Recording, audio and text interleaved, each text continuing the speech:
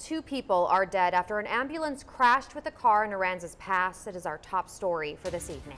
Troopers say a car driving westbound on Moore Avenue and the driver failed to yield the right-of-way and pulled out in front of the ambulance. The ambulance hit the car. Both vehicles rolled over.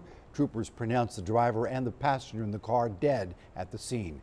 Two men in the ambulance, which ended up on its side in the southbound lanes of State Highway 35, went to the hospital with minor injuries. Troopers say crashes like these are a reminder to be careful on the roads and follow the signs. It's just very important that people who do stop look twice, and for those who aren't fully stopping, they need to come to a complete stop before entering that roadway. And troopers are still investigating the crash and working to identify the two people killed.